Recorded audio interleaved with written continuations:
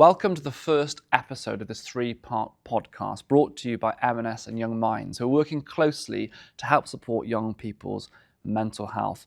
My name's Dr. Alex George. I'm a passionate mental health ambassador, and my role and what I want to do is help support young people around this country to build a world where mental fitness matters to everyone. Now, in this podcast, we'll be covering three important topics. First of all, change and how change can affect the lives of young people. Secondly, social media and how that plays a big part in a young person's life. And third of all, mental health of young people and how other people, adults, carers, teachers can support young people's mental health. So if you're a parent, you're a teacher or a young person, welcome. Thank you for joining us for this episode. We're so glad that you're here. And today I'm joined by two amazing guests. We've got Ro Mitchell, who is a passionate mental health advocate. We also have Stevie Golding, who manages the Parents Helpline at YoungMinds. Welcome both. How are you? Yeah, good, thank you. Great to be here. Thank you for joining me. First of all, do you think before we get into the meat of this podcast, can you just do a little introduction as to why this topic is important to you? Let's start with you, Stevie. Why do you feel it's so important that we consider things like change and supporting young people's mental health? Absolutely. I think more young people than ever are struggling with their mental health. So it really feels like, services like us at Young Minds are needed more than ever. So to be able to deliver advice, guidance, practical tips that families can use can make a world of difference to young people. So you started with Young Minds about 7 years ago, right? And you've worked in various different roles. What's it like working in this sector? Yeah, it's incredibly rewarding when you are sort of working frontline with parents and families and seeing the difference what our advice, our information, our content can make. So to feel like they've got a practical next step that they can go away with, can mean a lot. Ro, how are you doing? I mean, thank you for joining us. Can you just tell us a little bit why is mental health an important topic to you? Well, I have my own experience with not just mental health, but mental illness. And I think mental health, although it's being more spoken about and it is becoming a topic that people are more comfortable bringing up, I still think that things like the anxieties around change, kids still feel worried and strange for that. And I think a lot of my anxiety actually came up for me around school. And I think if there was support available for me, like what you're doing, it could have been really helpful for me. And I just think it's so great that we're talking so much more about it, but really getting the advice out there from people that understand is so key. I'm glad you made a point there about mental health and mental illness. It's probably a good opportunity for us to make that distinction because often, with physical health, people will think of things like getting outside, exercising, often there's positive words that are associated. When we talk about mental health, that's often associated immediately with illness. But of course, mental health is a spectrum of experience, all the way from good mental health to struggling with illness. So I guess from your experiences, as an advocate, as a content creator, someone that's worked a lot with parents and things, do you feel that people kind of see and understand that difference? Does it become confusing for parents as to what's the difference between good mental health, having normal nervousness, and being anxious and worried, or having further mental illness? I think the awareness around mental health has grown significantly, but there is still stigma attached to it. And I think it can still have, as you said, those negative connotations. So likening it to our physical health, we can exercise, we can eat well, that can all help to promote sort of physical health. We can do self-care that can also help with our mental health, build our resilience. So I think there's still some way to go. Mm-hmm. Well, you're right. I mean, you mentioned about mental illness stuff. Do you feel that the work that you do in the content creation with your audiences and stuff, do people kind of see that difference more? Do they understand that difference between, say, mental health, early struggles and mental illness? I think it's something that I've sort of spoken about a lot because there is this kind of blanket statement of mental health, but there is, as you were saying about stigma, there's so much stigma around mental illnesses that aren't sort of, not anxiety, not depression, other mental illnesses, but actually a lot of struggles for a lot of people start with neglecting their mental health. I know for me, a lot of what later developed into mental illnesses started as mental health issues that I don't blame myself obviously, but maybe for some people, if there was that kind of early intervention, looking after your mental health, a little bit better, it might not go on to develop into an illness like anxiety or depression. So I do think there is that kind of misunderstanding sometimes, but I think it's getting better. I feel like it's very important that the kind of education piece, and that's kind of literally why we're doing this podcast. Hopefully we're going to share some advice and tips for young people and parents, because when you have like tools and understanding, that knowledge is literally power, isn't it? If we don't know these things, then how are we supposed to make those kind of interventions? Well, look, let's get into the topic of today's episode, which is around kind of change. We know from research, a lot of research done by YoungMinds, for example, that times of change, so going from primary to secondary school, or going to GCSE level to A levels, going to the apprenticeships, going to the university, those times are often high risk points that we can really struggle. So I might start with you, Stevie. From your the work that you've done, the research from YoungMinds, when are the times that children most struggle, and what do parents particularly worry about around these occasions? Absolutely. So I think with change, although it can be exciting, it can bring new opportunities, for young people it can also feel overwhelming. They might feel out of control, they might not have expected it, they might not have been able to prepare for that change, or they simply just don't want it. And I think when young people have already maybe struggled with their mental health, so maybe they've experienced anxiety, they struggle with low self-esteem, it can be much more harder to adapt and kind of cope and overcome sort of the difficulties that they face. So often parents and carers who call the helpline really struggle with knowing, how to best support their child. When are those worries maybe growing into something that is a bit more of a concern and not just to be expected with that time of change. So often it's when to seek that support, which can be a big question for parents. So just as like some general guidance then, what do you see as the big differences between a child that, we're talking about like summertime, for example, I remember going from primary school to secondary school being a particular time that I was really, really, really nervous, and actually became quite anxious before starting. And I look back now and I see some periods of time where I'm like, okay, that was just a bit of nerves, and other times are more distinctly anxiety, and they were more like affecting my life. So do you have some advice, particularly around that time, for like going back to school, going to a new year, or starting secondary school? What is that difference? What are the things you can look out for? Absolutely. I think it's persistence. So again, it's absolutely expected that young people are going to feel a bit anxious, nervous, maybe a bit overwhelmed, particularly, as they're making that change, whether it be primary to secondary school or just to a new class and a new teacher. But it's when that maybe those worries and anxieties start to impact their life and spill out into different areas. So it might not just be directly towards going to school anymore. It could mean that they sort of withdraw at home. They don't want to do things that they'd usually really enjoy, or they might sort of disconnect from friends and family. So I think it's when it's persistent and it starts having a bigger impact in different areas of their life. It's a very good point, isn't it? Because I think when, for example, when I do exams, and even all the way through kind of med school when I was studying, I always feel nervous before an exam, but that's like a defined period of time, and like you kind of use those nerves sometimes, they can be really helpful.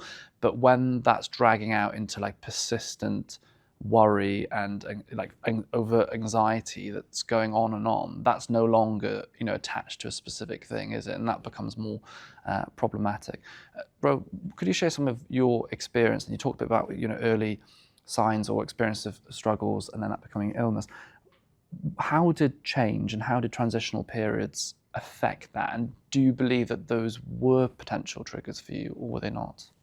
I think in terms of my anxiety, they definitely were. And I think one of the things with anxiety, and especially around kind of like the school culture, you really feel like you are the only one, and that it is such an isolating feeling, because you're looking around and everyone's doing the same thing that you're doing, which is masking this anxiety, but you're looking around and everyone seems like they've got it all under control and like they know what they're doing. And so you feel like you're crazy for being so anxious about things, but actually it's a really nerve-wracking time for an awful lot of people. And that's something that I wish I'd known back then, because I always felt like this kind of outsider, like everyone just knows what they're doing and we're going from year 6 to year 7 and everyone's fine and I'm not. And actually now I look back, a lot of my friends weren't fine, but we didn't know how to talk about it, and we didn't know how to kind of connect with each other and say like, oh, I'm actually quite nervous about starting this subject or doing that. Like that just wasn't a conversation that was happening. And so I feel like it was definitely a massive trigger for my anxiety, but had I not known I was alone and had it been more spoken about, maybe that could have been something that had helped me, just having that support from my peers. So what would you go, if you were to go back and talk to your younger self, go back in a time machine, what kind of advice would you give? Like, what would you actually say to that younger person? There is so much I would say, but like, one of the biggest things is it's never as deep as it feels in that moment. Like, it can be quite frustrating, because I remember being in year 7, year 8, and people saying, oh, well, once you're out of secondary school, it doesn't matter anymore, you know, all the kind of popular kid hierarchy and the bullying and all of that just doesn't matter, but you can't see past it when you're in it. So it's really hard to actually like speak to that version of me, because I know that I would have gone like, yeah, but it's awful right now. But I wish I could have, you know, sort of said, you're not alone, and actually this feeling isn't what makes you weird.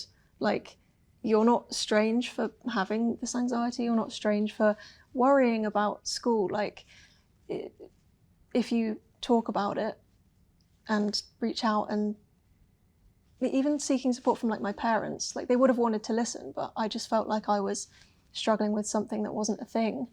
And so I'd probably just tell myself to talk about it and know that it was okay. Do you think some of it is that, like, for example, for me, when I was at school, my fear of talking to my parents was they'd dive in and try and fix it straight into school. I've experienced bullying, as many kids sadly do, at a period of time, and I was worried about saying anything because they'd pile into school and it would make things worse, or I wouldn't want to admit, for example, that I was feeling really anxious. And I think for me it was a lot around that fixing point. Do you think that that is a challenge for parents in terms of, kind of being the friend and trying to be there to support them, but also not coming across as overbearing? Because we have the best intentions, don't we? But that's a hard balance to strike. What would you say to that, Sue? Such a difficult balance to strike. And I think, a parent's gut instinct is to want to do everything for their child to make it better. And that's where that fixing mode comes in. And often what that can do is distract away from actually listening to that young person. So what we often say on the helpline is, really try and hold back from like your own opinions, and go into the solution straight away. There's time for that, but there's really an art to, I think, just listening and really acknowledging and validating how that young person's feeling. And sometimes even with the best intent, you'll be fine, don't worry, those statements actually are dismissing kind of what that young person's telling you. So again, I think it can be really difficult, but you can get to that solution bit and work together on that. But that feels like, later on down the line, having the conversation and listening is the first important step to that. It actually reminds me of something that was said to me a little while back by a friend of mine who's a psychiatrist and a mother. And she was saying that when she goes home and say it's with her kids and they're dealing with worries and stuff, she has to be the mother, not the psychiatrist. And I think that's a really subtle but important point, where it's like you're being the friend, don't try and fix it. It's that kind of role that you're in. And I think, having spoken to a lot of young people going, visiting the schools and so on, they want to feel in control of their own journey. They want the help, but not to be dictated to, I guess, isn't it? And it's a frightening thing if you lose control, and if you're anxious, you're already feeling perhaps in that way. You mentioned, and we talked a little bit about the bullying point. Let's talk about friendships, because there is a physical change that happens perhaps when you move schools, or you go from primary to secondary school, but also there's the element of that change within your friendship groups. Also, as we get older, we evolve and we change, and I think that can be quite hard. Like I personally found it difficult perhaps in the early years making friends. I became more confident as I got older.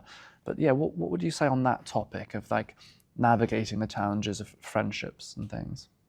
I think it can be such a difficult time, and it was also for me like a big struggle trying to fit in with different groups and feeling like you have to change yourself to fit in with certain people. And in particularly my school, I felt like there was a big hierarchy of kind of cool people, and then there was like the people that just got relentlessly bullied, and it was trying to navigate that and find your place is just so difficult, especially at a time where you don't really know who you are yet.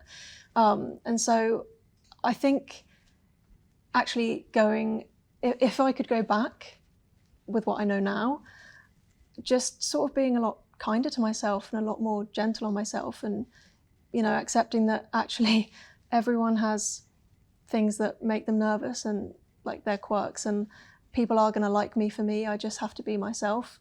And actually I've had way more success in friendships when I've been myself than when I've been pretending to be someone I'm not. And I think a lot of people get wrapped up in the kind of like, you have to act and be a certain way, but actually you end up feeling quite drained when you're sort of masking who you really are or acting in a certain way. So yeah, I think it does sound quite cliche, but being yourself or being your most authentic self is the way to go in my experience anyway. You often find the right people, you find your true people if you do that. The word masking is interesting because obviously everyone masks to a certain degree, probably in certain situations. When you leave the front door, you often aren't your exact self that you are when you're entirely on your own. It'd be beautiful if we all could be, but it's generally not always the case. But masking is also something that a lot of people that are neurodivergent have to do. And I think we know that things like change and moving schools can actually particularly affect to a higher degree people who are neurodivergent. Perhaps, would you like to comment a little bit on that and perhaps things that you've heard about people's experience with ADHD and ASD and things? Yeah, absolutely. And I think some of the strategies and things that we can put in place for if they were maybe specifically targeted for neurodivergent young people can really benefit all young people. So I think, something that we discuss a lot on the helpline, particularly with changes related to school, is let's remove some of those unknowns. Is there work that we can do in the 6 weeks holidays to make that a more familiar place for them? So is it that we can get pictures of their class, their teacher, where their locker's going to be? Could we do that journey together to school? And sometimes it's like, let's put the uniform on, let's make them get used to wearing a blazer, doing up a tie. So again, there's real practical things that families can do. Although that can't mitigate all of the unknowns, you can make it a much more familiar environment for when they are sort of taking that step in September, and they've already made some adjustments over the 6 week holiday period. That's great advice, kind of trying your best to remove some of those unknowns and create that comfort. What do you think, Cora? Listening to that, I was thinking about how helpful that would have been for me, as I was an undiagnosed ADHD kid, and I didn't know that the reason I was struggling with the change was because there was all these new things that I had to try and navigate in that moment. Like I didn't know my walk to school and I didn't know my timetable and how I was going to get to my classrooms, and all of that just brings so much panic.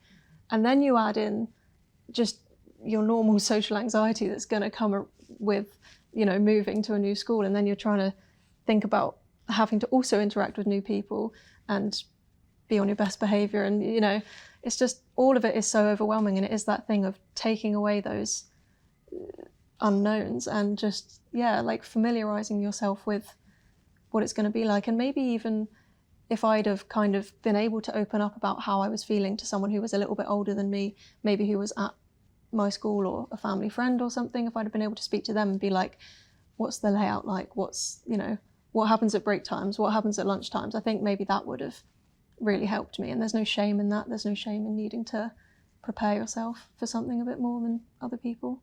Can I ask what age were you when you were diagnosed? Last year, so 21.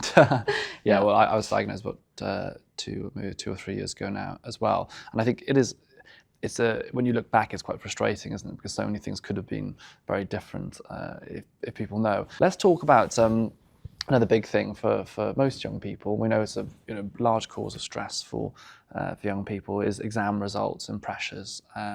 I know that from speaking to so many young people, is that it feels now more than ever this kind of pressure on exams is so big, and this feeling that we need to realise what we want to do in our life at a really young age. We need to get these certain grades. If we don't, it's a huge issue. And I kind of wish I could go back and say to my younger self, like, just chill a bit. So, like, it's not everything in life. It really isn't everything. Your health and your family are first.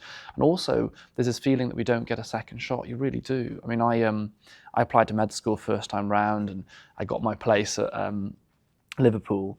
And when it came to my A-level results day, I needed to have the A's for it.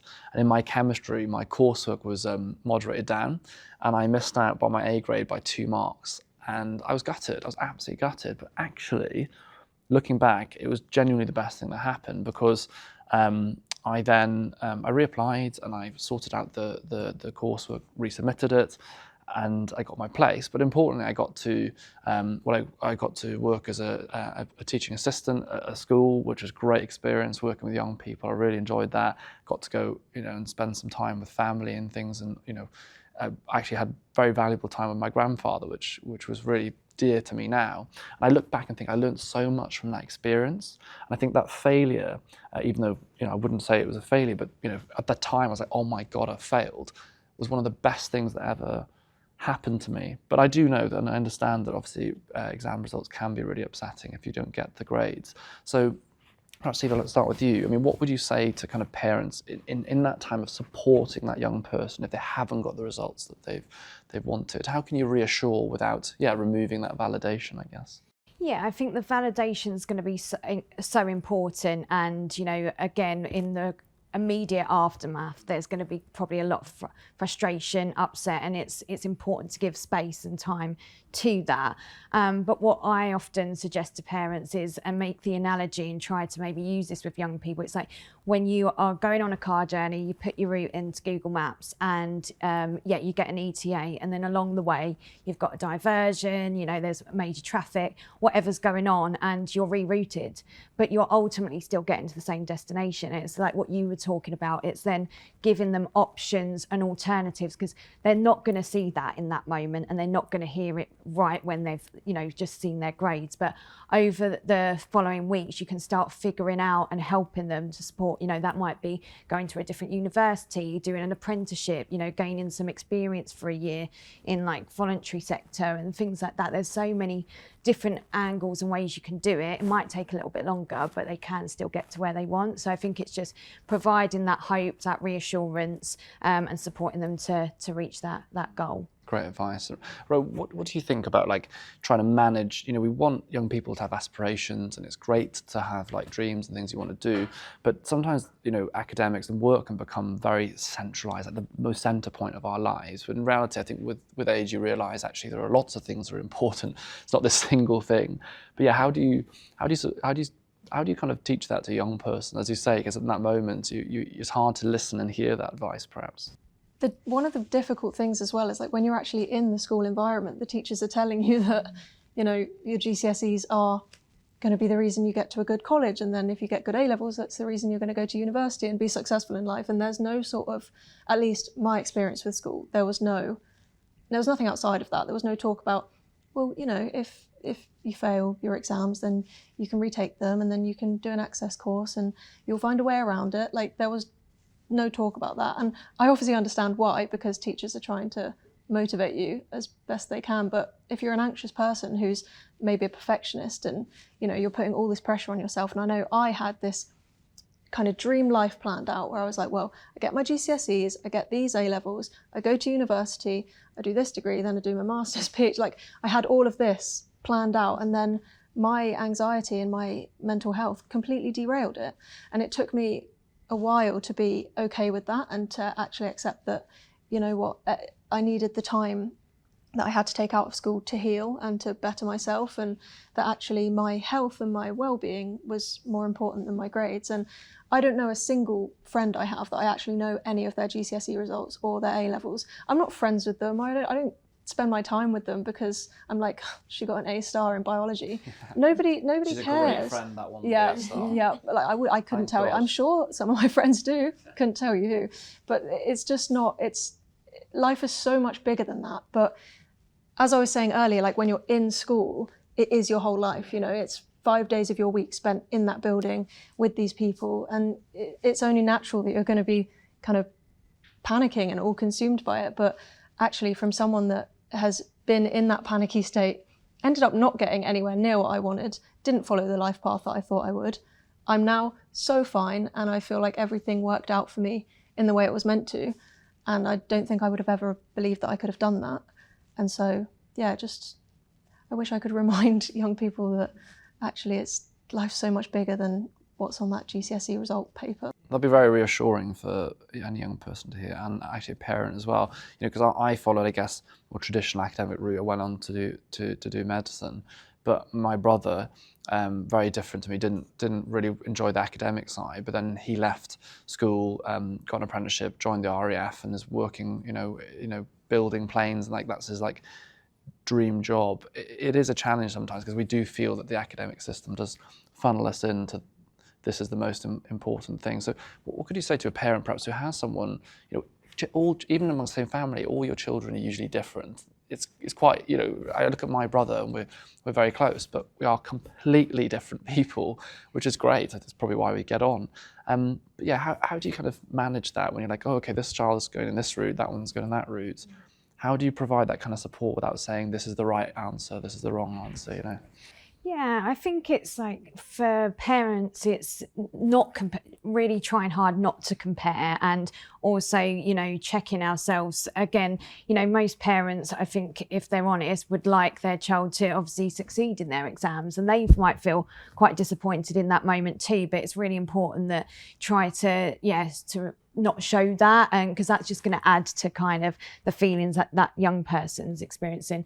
And I think it's also celebrating what makes them and their strengths. And okay, one child might be really academic, that's brilliant, but really trying to also acknowledge and recognize like where their areas of strength and play to that, nurture that, because again, that can really help build confidence and kind of resilience in young people. And I also think exam day, that can be a lot of chat amongst not only the peers but the families and the parents. So just being mindful of the conversations you're having, I guess, with other people, because that's another aspect that can be on top of that young person's shoulders, like thinking, oh gosh, what is everybody thinking about me? And like they might have got really good grades and I just don't want to hear about that right now. So just being mindful of that, I think, around exam day as well. And it does bring to the point of actually, you mentioned the word resilience. In reality, we're all going to face challenges in our life. Everyone in this room has faced, everyone watching or listening to this will go, I can think of a time that I found life to be very difficult, and building resilience is really important. So perhaps we could just touch, a little bit as we come towards the end of like, what does resilience actually mean in the context of change, and then how can we help build that resilience up, in young people? Do you want to start with that, because you mentioned the word? Sure, absolutely. So I think resilience is around, that ability to maybe bounce back or overcome those challenges, and it's something that we can build over time, but also other things can knock out resilience, and often it is kind of related to that feeling of being a bit more confident and stuff like that. So I think celebrating the small wins is often a very good thing. Often we think about uni, the job, the career, but actually just those little things, like even that young person was able to sit maybe 11 exams, and we know how hard that was just for them to maybe sit in that room and battle with that. So again, it's kind of just celebrating those small wins and celebrating whatever makes them, and I think that's the biggest thing that parents and carers can do for their young person. Yeah, great advice. What does resilience mean to you? I think for me, like, my idea of resilience around being in school and that change is using the support that you have and not being ashamed to use that support, and we kind of need to get rid of that embarrassment around needing to speak to like pastoral workers, or if you need to have a word with a teacher about something because you're struggling, like that's not weakness. I actually think that that's building your resilience, because you're putting the things in place to help you. And it is that kind of idea of it's okay to need slightly different support to people in your year. Just because someone else is getting on with it without what you need, like, doesn't mean that you're failing, and it doesn't mean that you're weak. Like, actually, you're building your resilience and you're building your strength by using the support that you can access. Be that like YoungMinds or pastoral workers or your parents. Like, I think that it's actually really strong. Because we often encourage people. We live in a society that's very like individualistic at the moment, like a soloist, where it's like, let's face everything alone. But I love the kind of the analogy of if you've got a playground, you've got a football pitch, and you've got a goal post there, and a branch has been blown over in the storm, and it's in front of the goal. For one child to drag it out of the way, that could be an impossible task. But with the whole class and the teacher, you can perhaps move it very easily. And it's that idea of like, why do we often try and tackle things on our own when we don't need to? And I think that's what I would say to my younger self as well, is that, maybe you can overcome this on your own with huge struggle and going through hell potentially, or you can do it with other people and do it in a way that is actually hopefully easier, and you experience less suffering, and you get to the end goal in a quicker way. But that resilience point is so true. I think it is important to build resilience in young people, but that idea of like, what is it? What is resilience? It's not about being stoic and always, stiff upper lip. Nothing bothers me. It's that ability to recognize and get help, and also to build up that mental fitness. And just thinking as we come right towards the end of the episode now, if children are kind of going through that transitional period, you're going through change, looking after like mental fitness is a very important part of that resilience, isn't it? Perhaps, both of you could share a bit of advice around some of the things that you do personally, your advice that people can do to look after mental fitness. For me, the biggest thing for me is going for walks in nature. I mean, that's why I started my podcast, The Stompcast. I love just being outside, walking, green space. That's the biggest thing for my mental fitness. So yeah, would you like to share anything that you'd advise? Yeah, I think routine can be really key, and something that we talk a lot about on the helpline. It gives that stability, it gives that containment, and I think it also promotes things like better sleep. You might be eating better, a bit more physical activity. So I think actually a lot can be said for that. And young people can really rely on that in times of change when everything feels a bit up in the air and chaotic. So I think bringing it back to kind of introducing those routines again, particularly on the lead up to September when things could go a little bit adrift in the 6 weeks holiday. So yeah, that would be my routine, giving that kind of blanket of comfort. Yeah. For me, it's really making sure I don't isolate myself, even in the times where I kind of gravitate towards that, like making sure that I am staying in contact with friends and making the arrangements to see them, be it, going for a walk together or going for a coffee or playing badminton together, I don't know, anything, like just making sure I get that social time with those people is what really seems to keep my brain happy. So. That is also very poignant advice off the back of a lot of the Young Minds research showing that loneliness is one of the biggest challenges that young people face. Like connection is vital, and having connection that's in person, isn't it, with the people that make you feel at home, which is really important. So sadly, we are coming to the end of episode 1. So just remember that change can be stressful. It can be difficult for a young person, and there are ways you can help support them through that time.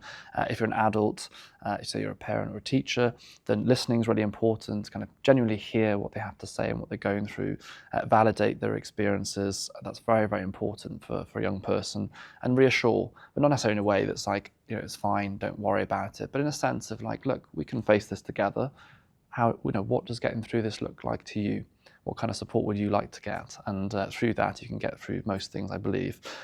If you're a young person listening to this, then Young Minds' mission is to make sure that no young person faces mental illness or struggles alone. So please do find out more information about the support that they have on their website. Also, they have specific advice and support for parents as well. And over the next 3 years, M&S are aiming to raise a whopping £5 million to support Young Minds, which is absolutely incredible. And I've watched Young Minds grow over the years, actually, in the work that I've done, and they do an incredible job, and that money will make a huge difference. So do see the link in the description of this video of how you can actually support, and thank you for that support. I'll be back in September. I'll be joined by another 2 guests, and we'll be discussing the big topic of social media. But first, thank you so much to Ro, thank you to CV for joining me, and of course, thank you to all of you for listening. Take care and goodbye.